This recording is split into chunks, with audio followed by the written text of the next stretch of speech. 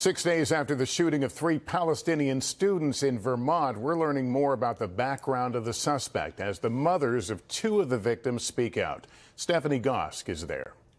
The suspect accused of shooting 3 Palestinian college students in Burlington, Vermont, has not been charged with a hate crime. But the mothers of 2 of the young men say they have no doubt why their sons were targeted. If they were not wearing the keffiyeh, right? If they were not speaking Arabic, I seriously cannot understand in any logical sense why he would pull out a gun and shoot.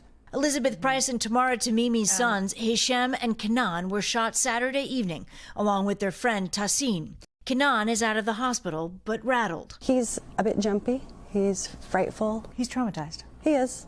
Yeah. He absolutely is. Hisham is seriously wounded. He is paralyzed, currently paralyzed from mid-torso downwards. 48-year-old Jason Eaton pleaded not guilty to 3 charges of attempted murder.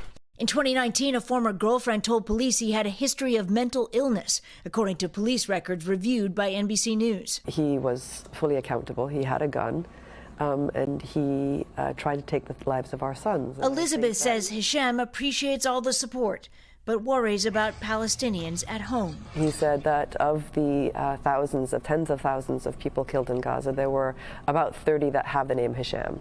Both mothers say their sons felt the effect of toxic rhetoric on their campuses since the war began. I think that as a Palestinian, people see them as culpable and accountable. But from their homes in the West Bank, they hoped their children were safe in the U.S. I was and am incredibly angry that I feel like there's nowhere safe for Palestinians.